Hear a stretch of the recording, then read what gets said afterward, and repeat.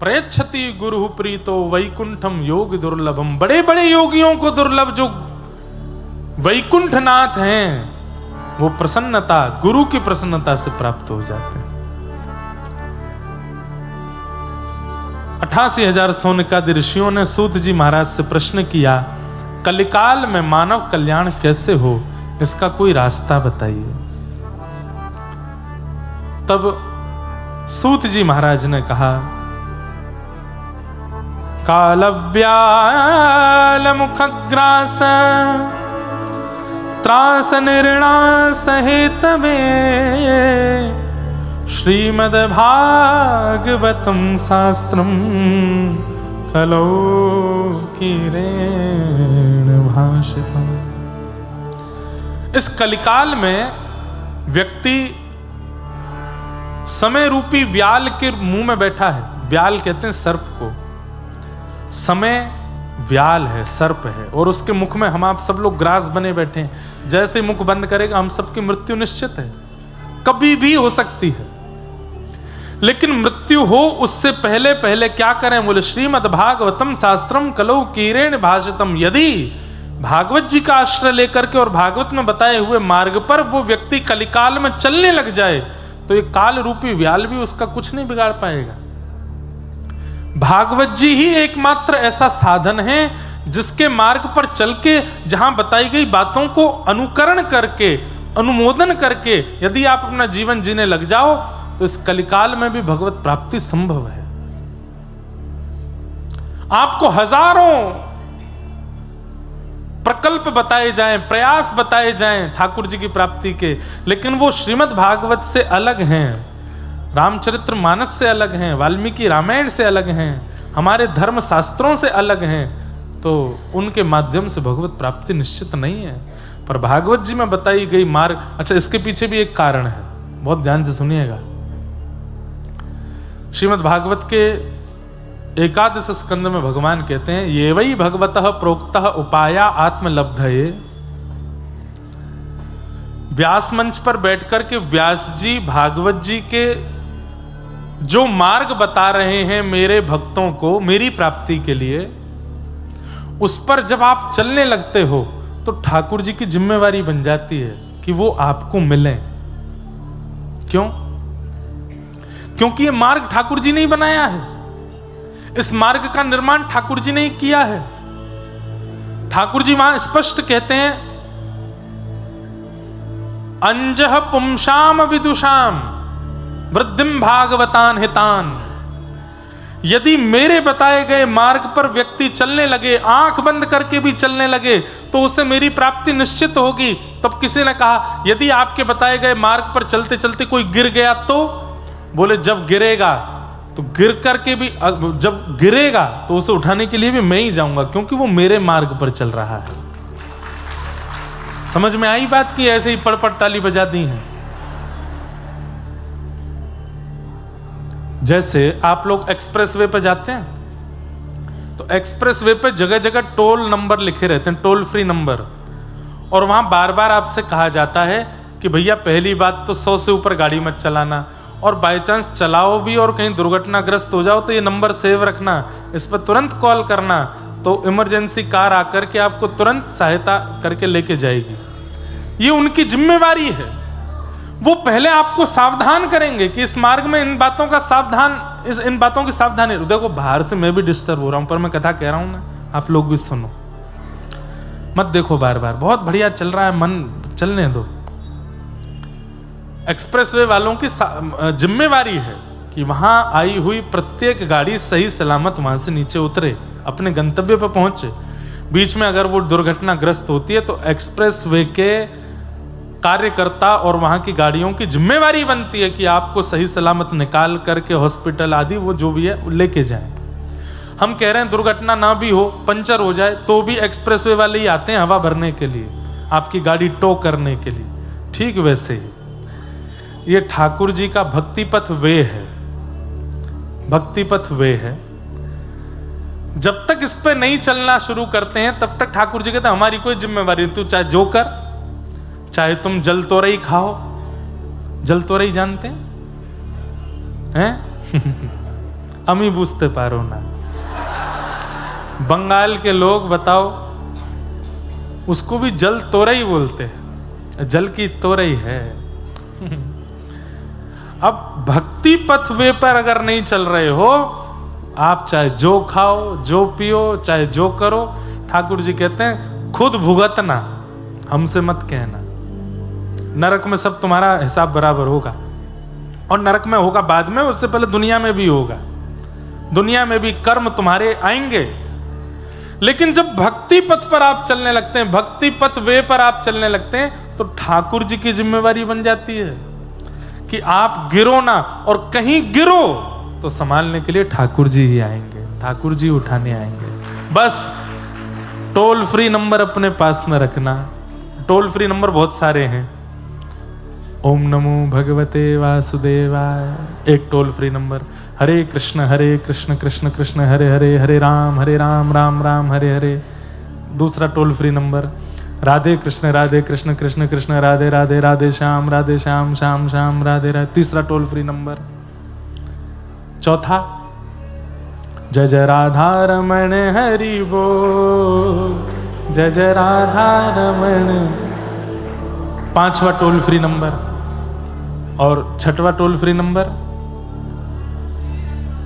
जय जय राधा वल्लभ श्री हरिवंश, जय जय श्री वृंदावन श्री वनचंद। छठवा toll free number, Shriman Narayan Narayan Narayan. सातवां टोल फ्री नंबर, मैया तेरे पांव पड़ूं एक बार हरि बोल, भैया तेरे पांव पड़ूं एक बार हरि बोल हरि बोल, हरि हरि हरि बोल। आजकल एक नया टोल फ्री नंबर और आया है, जगन्नाथ चका नैन नीलाचल वारे तू न समा। तो ये सारे टोल फ्री नंबर हैं इस भक्ति पथ वे के। अरे संसार के एक्सप्रेस वे में एक ही टोल फ्री नंबर होता है, वो भी इतना बिजी रहता है कि कोई उठाता ही नहीं। यहां तो इतने सारे टोल फ्री नंबर हैं, किसी को भी लगाते रहो कॉल, कोई तो उठेगा। और जौन सा उठ गया वहीं से भक्ति पथ मार्ग में जहां भी, पहले तो गिरोगे नहीं, और गिर भी गए होंगे तो ठाकुर जी उठाने के लिए साक्षात प्रकट हो जाएंगे। आप कहोगे महाराज जी मन से बात कर रहे हो, ये इसमें कोई सत्यता नहीं। ठाकुर जी स्वयं नवयोगेश्वर संवाद प्रारंभ होने से पूर्व 10वें स्कंद में प्रमाण रूप से इस बात को कहते हैं कि मैं अपने भक्तों को गिरने नहीं देता। नमे भक्त्या प्रणश्यति, मैं अपने भक्तों का कभी पतन नहीं होने देता। भक्त कौन है? जो भक्ति पथ वे पर चल रहा है। अच्छा, किन भक्तों का पतन नहीं होने देते? जो 3 निष्ठा तो कम से कम रखते हैं। 3 में से एक निष्ठा भी आपके पास है तो भी ठाकुर जी आपका पतन नहीं होने देंगे। 3 निष्ठा। पहली नाम निष्ठा, ठाकुर जी का नाम नित्य गाते हो। दूसरी तुलसी निष्ठा, गले में तुलसी पहनते हो। तीसरी एकादशी निष्ठा। और चौथा स्वरूप निष्ठा, रोज स्वरूप धारण करते हो, तिलक लगाते हो, चंदन लगाते हो, नित्य अपने गुरु के द्वारा प्रदत्त तिलक धारण करते हो, स्वरूप निष्ठा। ये निष्ठाएं। 5वां कथा सत्संग निष्ठा। पता चल गया कि महाराज बड़ा पार्क में कथा होने वाली है, क्या नाम है जगह का? लेक टाउन है, केप टाउन, लेक टाउन। हाँ, एक सॉल्ट लेक भी जगह है ना यहाँ पे, हाँ पास में ही। एक काकुड़गाछी भी जगह है। मैं आ चुका हूँ कलकत्ता। काकुड़गाछी वाले तो बैठे हैं यहाँ पे, इनके घर पे ही रुके थे हम, पिताजी की कथा हुई थी। तो हम क्या बता रहे थे? ये वही भगवता प्रोक्ता उपाया यात्मलब्धये अंजः पुंसाम विदुषाम वृद्धि भागवतान हिताम यानास्थाय नरो राजन न प्रमादेत करहिचित। ध्यान से सुनो। धावन निविल्यवा नेत्रेश न खलेन पते दिह। भगवान कह रहे हैं, हे राजन, मेरे द्वारा बताए गए इस भागवत मार्ग को जो व्यक्ति स्वीकार करके इस पर चलता है, और कैसे चलता है? प्रमाद किए बिना। प्रमाद किसको कहते हैं? आलस को।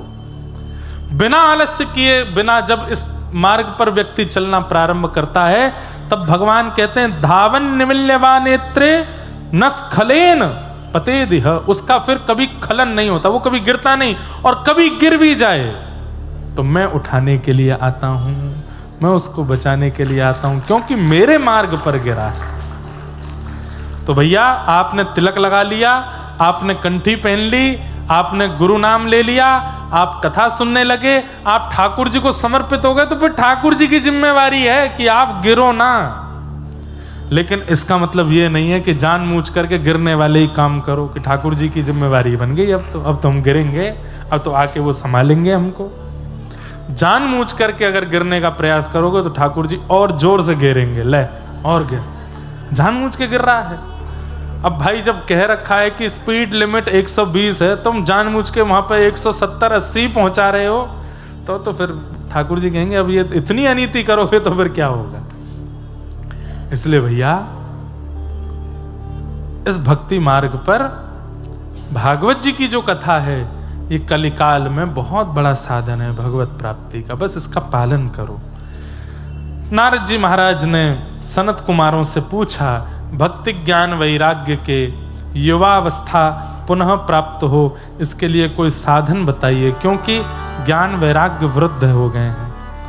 तब उन्होंने भी 5 यज्ञ बताए, और उन 5 यज्ञों में सबसे श्रेष्ठ यज्ञ यही है। द्रव्य यज्ञास्तपो यज्ञ योग यज्ञस्तथा परे, स्वाध्याय ज्ञान यज्ञश्च ते तु कर्म विसूचका। 5 प्रकार के यज्ञ हैं। तप यज्ञ, योग यज्ञ, स्वाध्याय यज्ञ, ज्ञान यज्ञ, स्वाध्याय यज्ञ और ज्ञान यज्ञ। इनमें सबसे बड़ा यज्ञ यदि कोई है तो वो ज्ञान यज्ञ, जो हम आप सब लोग कर रहे हैं। बोले, इस ज्ञान यज्ञ के मार्ग पर चल करके व्यक्ति को भगवत प्राप्ति और ज्ञान वैराग्य की प्राप्ति संभव है। तब सनत कुमारों से नारद जी ने प्रार्थना की, आप ही आइए और इस कथा का सार सुनाइए। तब आनंद नाम के वन में सनक सनंदन सनत कुमार वक्ता बन करके आए, और सब देवी देवता आपकी तरह श्रोता बन करके आए, और तभी वहां भक्ति महारानी का आगमन हुआ। भक्ति सुतौ तौ तरणौ गृहीत्वा प्रेमैकरूपा सहसा विरासीत्। श्री कृष्ण गोविंद हरे मुरारे, नाथेति नामानि मुहुः वदन्ति। श्री कृष्ण गोविंद हरे मुरारे, हे नाथ नारायण वासुदेव, यही कीर्तन करते हुए भक्ति महारानी वहां प्रकट हो गई। उसके पुत्र ज्ञान और वैराग्य भी युवा हो गए। बंधुओं, देखो, भक्ति हम सबके चित्त में है, भक्ति हम सबके चित्त में है, पर ज्ञान और वैराग्य कहीं ना कहीं इनका अभाव है।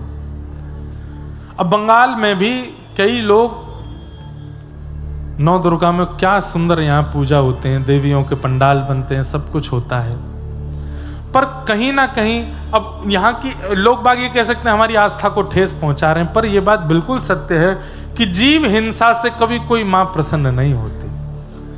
कुपुत्रो जायेत क्वचिदपि कुमाता न भवति। हम कुपुत्र हो सकते हैं, पर मां कभी कुमाता नहीं होती।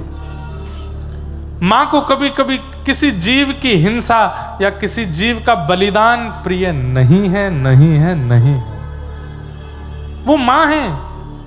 अरे किसी देव को सामने भी अगर आप करते हो तो भी एक बार को, वैसे तो स्वीकार वहां भी नहीं है, पर एक बार को ये मान लिया जाएगा, चलो ये तो पुरुष बुद्धि है, इतने ज्यादा निर्मल और इतनी ज्यादा ममता से भरे नहीं होंगे। पर मां,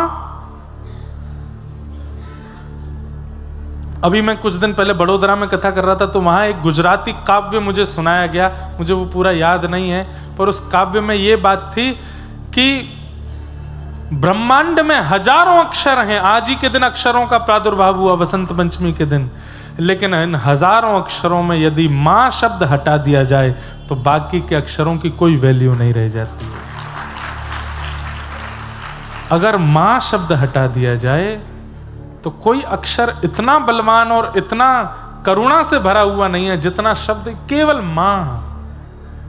कितनी करुणा भरी है इस शब्द में, इस अक्षर में। शब्द भी नहीं है, अक्षर है मां। और उस मां अक्षर में यदि हम आप सब लोग इस प्रकार की दुर्भावना या जो भी कहो ऐसा करते हैं, मां को प्रसन्नता नहीं होती होगी। तो भक्ति तो है कि आप मां के सामने जा रहे हो, पंडाल बनवा रहे हो, 9 दिन तक व्रत कर रहे हो, पर ज्ञान और वैराग्य कहीं ना कहीं सूक्ष्म है, इसलिए हिंसा का रूप ले लेते हैं अंत में आते आते। उन ज्ञान और वैराग्य को पुष्ट यदि कोई करता है तो वो श्रीमद् भागवत की कथा करती है। ज्ञान और वैराग्य इतने पुष्ट तो होने चाहिए कि भक्ति की आड़ में हम कहीं कोई अनर्थ ना कर रहे हो, हम कहीं अधर्म ना कर रहे हो।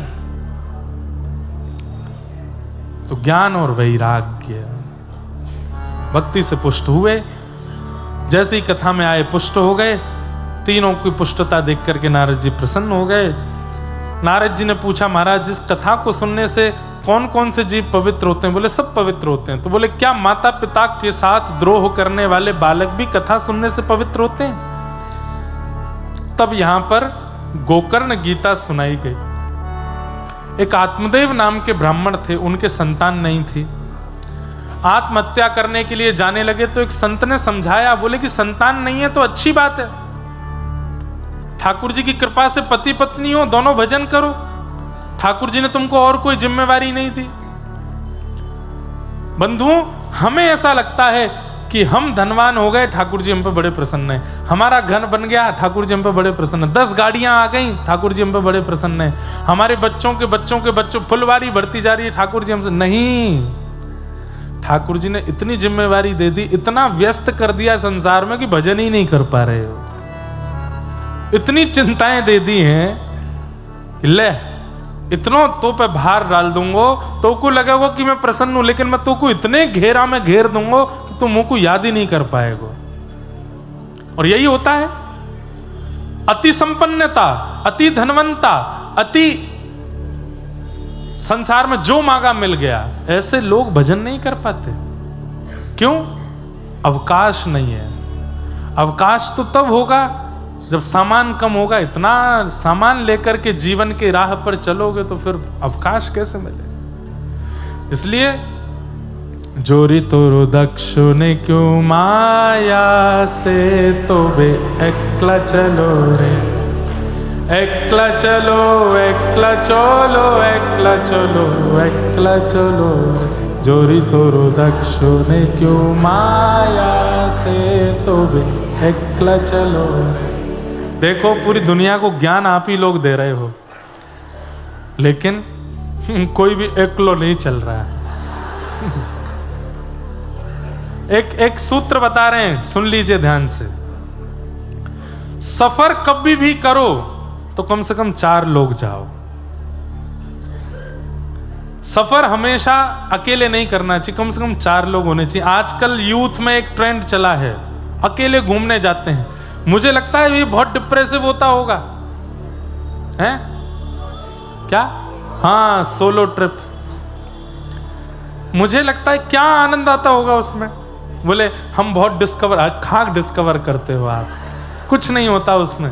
नए नए लोगों को साथी बनाते हैं, उनसे बात करते हैं, बैठते हैं। पता नहीं, मुझे नहीं लगता कि इसमें कुछ डिस्कवर होता होगा। सफर पर हमेशा 4 लोग जाओ। भोजन में हमेशा 3 लोग बैठो। जब भी कहीं भोजन करने जाओ कम से कम 3 लोग जाओ। एक व्यक्ति प्रसन्न आए, वाद क्या बढ़िया है, दूसरा नाक मुंह ने ये वाला बढ़िया नहीं है, ये मंगाओ। और तीसरे के सीताराम, वो तो जो मजा मंगाते जाओ, खाने से मतलब है उसको। अच्छा है, बुरा है, भला है, तुम तो बस देते जाओ, मंगाते, ऑर्डर पे ऑर्डर करते जाओ। अपने को खाने से मतलब, ये मना कर रहा है, ये हाँ कर रहा है, दोनों की लड़ाई में मेरे को तो पेट भरना है। 3 लोग जाओ भोजन में, सफर पे 4 लोग, भोजन में 3 लोग, और अध्ययन में 2 लोग, पढ़ाई में 2 लोग रहने चाहिए। दोनों एक दूसरे से कंपटीशन रखें थोड़ा, ये चल यहां तक याद कर, फिर मैं तुझसे सुनूंगा, बोले तू मुझसे सुन, फिर मैं भी तुझसे सुनूंगा, तू वहां तक याद कर। दोनों में एक कंपटीशन हो, पढ़ाई में 2 लोग, और भजन में एकला चलो रे, भजन में अकेले, भजन में एकांत। अब बुआ जी का बेटा तू भी बैठ, नाम जप करेंगे, ए चाचा जी तुम भी आओ यहाँ बैठो, मामा का लाला तू भी आ जा, तो भजन नहीं होगा, फिर उपद्रव होगा वहां पर, ऊधम मचाओगे फिर। फिर इशारेबाजी चली, तेरी कितनी माला हो गई, तू क्या कर रहा है, नहीं। और मैं कहता हूं भले ही कथा में भी परिवार के सहित आए हो, लेकिन कथा प्रारंभ होते ही भूल जाओ कौन संग आया, अपने लिए सुनो कथा। मुझे परिवर्तित होना है, इससे मुझे सीख के जाना है, एकला चलो रे। तो जितना कम सामान उतना सफर आसान। ठाकुर जी ने अगर संसार की हर व्यवस्था आपको दी है, तो अगर आप दूसरी नजरिए से देखोगे तो ठाकुर जी ने भजन के लिए अवकाश ही नहीं छोड़ा आपके लिए। सब जगह से इतना घेर लिया आपको कि आप उनकी व्यस्तता के बीच में भजन कर ही नहीं पा रहे हो। और बुरा नहीं मानिएगा, ये सुबह उठ करके मंदिर जाने वाले लोग जो कहते हैं हम सुबह उठ के रोज मंदिर जाते हैं आरती, ये भजन नहीं है, ये भजन नहीं है। आप संसार की व्यस्तता में से ठाकुर जी के लिए समय निकालते हो, ये भजन नहीं है। ठाकुर जी में इतने व्यस्त रहते हो कि संसार के लिए समय निकालना पड़ता है, ये भजन कहलाता है। हम तो भैया पूरे दिन ठाकुर जी में ही व्यस्त रहते हैं, ये बात, इसको भजन कहते हैं। कोई कहे हमारे बेटे का जन्मदिन आना, ठीक है बनाता हूं, क्या घर में ही तो, अरे नहीं, सुबह की सेवा, दोपहर में फिर हमारा नाम जप, संध्या में हमारी कथा अध्ययन, रात्रि में फिर प्रवचन सुनना, भाई बहुत व्यस्तता। ठाकुर जी में व्यस्त रहते हैं। अभी हम संसार में व्यस्त हैं और संसार से ठाकुर जी के लिए समय निकालते हैं। भक्ति पथिक ठाकुर जी में व्यस्त रहता है, वो कभी कभी संसार के लिए समय निकालता है। तो अच्छा है कि ठाकुर जी ने भार कम दिया, एकला चलो रे। लेकिन आत्मदेव जी नहीं समझे, बोले नहीं मुझे तो संतान चाहिए। संत के चरणों में इतने व्याकुल हो गए कि संत ने व्याकुलता देख नहीं पाए। संत हृदय नवनीत समाना एक फल दे दिया, जाओ अपनी पत्नी को खिला देना और 1 वर्ष तक उसको कहना सत्य बोले, पवित्रता का ध्यान रखे, दान करे और एक समय भोजन करे, अपने शत्रु के प्रति भी शत्रुता ना रखे, उस पर भी दया करे, 5 दिन तक बहुजल्पिक ना रहे, कम बोले।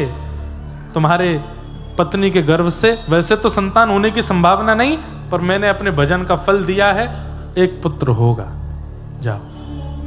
बंधु एक बात कहूं, कभी कोई सिद्ध मिल भी जाए ना, उससे संसार मत मांगना, क्योंकि उसकी सिद्धि आपको संसार दे तो देगी और वो कुछ दिन का सुख भी दे देगी, लेकिन वही सिद्धि से मिली हुई संसार की वस्तु कुछ समय बीत जाने के बाद बहुत कष्ट देगी। इसलिए कभी किसी साधु से, कभी किसी भजनानंदी से, कभी किसी सिद्ध से संसार मत मांगना। क्यों? क्योंकि उसने सिद्धि प्राप्त की भजन से, और उसके भजन के बल पर अगर संसार की वस्तु आप मांग लोगे तो कुछ दिन तो सुख मिलेगा, पर वही वस्तु फिर कष्ट देगी कुछ समय बाद। इसलिए सिद्ध कोई मिले, भजनानंदी कोई मिले, महापुरुष कोई मिले, तो उससे तो केवल भजन का बल मांगो कि हमें भजन का बल दो। बाकी संसार में जो मिलना है मैं खुद प्रारब्ध से कमा लूंगा। आपके आशीर्वाद से मुझे प्रारब्ध नहीं चाहिए कि मेरा घर बने, मुझे गाड़ी मिले, मेरे बच्चे का ब्याह हो, ये हो वो हो। भजन से ये सब नहीं मांगना है। भजन के बदले, सिद्धों के बदले तो ठाकुर जी के भजन का बल मांगो। कभी वृंदावन के रसिकों के पास जाओ तो चरणों में प्रणाम करके केवल यही कहो कि आप कृपा करके जैसे आपका भजन बना वैसे हमारा भी बने, ये कृपा कर दो। हमारे चित्त से कभी ठाकुर जी की विस्मृति ना हो, ये कृपा करो। ऐसे वरदान मांगने चाहिए संतों से, भक्तों से, रसिकों से।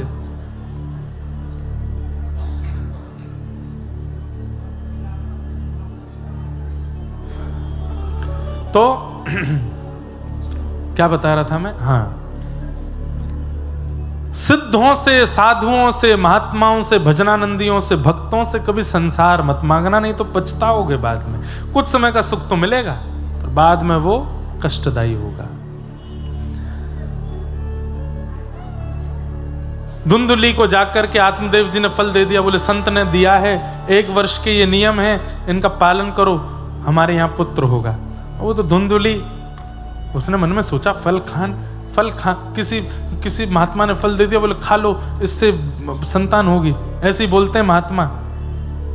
हमारे घर की गैया बांझ है, उसके भी बछड़ा बच्चियां नहीं हुई, यदि फल में सामर्थ्य है तो उसके हो जाए। और फल गैया को खिला दिया और स्वयं ने जाके पति को बोलते मैंने फल खा लिया, अब देखो आप तो बहुत व्यस्त रहते हो, अब मेरी सेवा करनी पड़ेगी, मैं गर्व से हो जाऊंगी, मैं मायके चली जाती हूँ, हाँ साल भर बाद आऊंगी।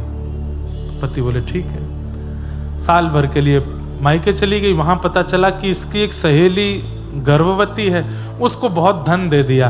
बोले तेरे 9 संतान हो चुकी, अब जो हो वो मुझे दे देना। साल भर बाद अपनी सहेली के संतान को ला करके पति को दिखाया, देखो मैंने पुत्र को जन्म दिया। आत्मदेव बड़े प्रसन्न हो गए।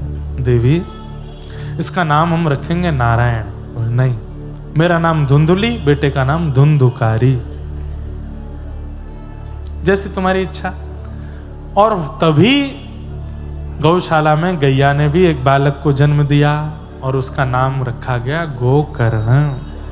आत्मदेव इतने प्रसन्न हैं, कहां ठाकुर जी ने एक भी संतान नहीं दी, और आज गैया के भी जो लाला हुआ वो भी मानवों जैसा हुआ, संत कृपा से हुआ, संत आज्ञा से हुआ। धीरे धीरे दोनों बालक बड़े हुए, धुंधुकारी दुष्ट हुआ, गोकर्ण पंडित ज्ञानी बने। बंधु एक बात बताएं, बालकों की परवरिश कौन सी अवस्था में होती है? जिस दिन से बालक गर्भ में आता है उस दिन से लेकर के और प्राप्तेतु 16 वर्षे, 16 वर्ष 9 महीने तक बालक की परवरिश होती है।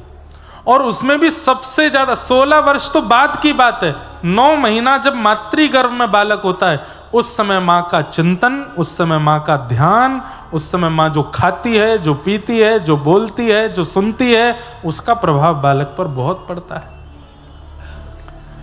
हम तो कहते हैं कथा में कि अगर 9 महीने माताएं बिल्कुल तपस्विनी जैसा जीवन और एक साधक जैसा जीवन जी ले, जब गर्भ में बालक हो, तो 16 वर्ष उसके ऊपर प्रयास करने की आवश्यकता नहीं पड़ेगी, 9 महीने में ही उस बालक का निर्माण हो जाएगा। वो जन्म लेने के बाद अपने आप ही इतना श्रेष्ठ हो जाएगा, इतना योग्य हो जाएगा कि उस पर ज्यादा ध्यान देने की जरूरत नहीं। बस ये 9 महीना माताएं थोड़ा ध्यान रखें, जब गर्भ में बालक हो उस समय बिल्कुल क्रोध ना करें, उस समय कुछ भी अनर्गल ना खावें, कम से कम 9 महीने के लिए जीभ पर इतना वशीकरण कर लें कि ठाकुर जी को बिना निवेदित की गई कोई वस्तु स्वीकार ना करें, प्रसाद ही पावें, प्रसाद ही देखें, प्रसाद ही सुने, सब कुछ भगवत संबंधी स्वीकार करें, बालक पर कृपा होती है। आत्मदेव बड़े दुखी हो गए अपने पुत्र धुंधुकारी से। मां ने तो कुएं में कूद के प्राण त्याग दिए, आत्मदेव जी वन को चले गए। तब वन में जाकर के गोकर्ण महाराज ने इनको ज्ञान उपदेश किया। देहे स्थिमां सदुदरे विमतिं त्यजत्वं, देहे स्थिमां सरुधिरे विमतिं त्यजत्वं, जाया सुतादिषु सदा ममतां विमुञ्च, पश्यानिशं जगदिदं क्षणभङ्गुनिष्ठं, वैराग्यरागरसिको भवभक्तिनिष्ठः, धर्मं भजस्व सततं त्यज लोकधर्मान्, सेवस्य साधु पुरुषां जहि काम तृष्णा अन्यस्य दोष गुण चिंतनमाशु मुक्त्वा सेवा कथा रसमहो नितरां पिबत्वम्। पिताजी को ज्ञान उपदेश किया और ज्ञान उपदेश के पश्चात आत्मदेव जी महाराज श्रीमद् भागवत जी का आश्रय लेकर के भगवत धाम प्रस्थान कर गए। धुंधुकारी जिसने माता पिता को इतना कष्ट दिया उसकी मृत्यु हुई। वैश्याओं ने मुख में जलते हुए अंगार डाल दिए। मृत्यु के बाद वही प्रेत बना। बंधुओं, पाप और महापाप दो श्रेणी होती हैं। कल अवसर मिलेगा तो मैं महापाप 10 महापाप हैं उन पर चर्चा करेंगे। और इन 10 महापापों को जो व्यक्ति जीवन में करता है उसको प्रेत योनि में जाना ही पड़ता है। नरक से भी ज्यादा कष्टदायी यदि कुछ है तो वो महापाप की प्रेत योनि है। तो जीवन में अगर हमने पाप किया तो हमको नरक जाना पड़ेगा, पर नरक में जाने वाले व्यक्ति का पुनर्जन्म हो जाता है। पर महापाप करने वाले को तो 2000 वर्ष के लिए प्रेत बनना पड़ता है। और उन महापापों में एक मातृपितृ द्रोह भी है। इसलिए मातृपितृ द्रोह नहीं करना है। कल उस पर हम विशेष चर्चा करेंगे। धुंधुकारी प्रेत बन गए। गया श्राद्ध के बाद भी अपने प्रेत योनि से मुक्त नहीं हो पाए। तब श्रीमद् भागवत जी की कथा हुई और श्रीमद् भागवत की कथा होते ही, सप्ताह कथा होते ही श्री गोकर्ण जी महाराज के मुख से कथा श्रवण करते ही प्रेत योनि से मुक्त होकर के भगवत धाम को प्रस्थान कर गए। बोलो भागवत महापुराण की जय।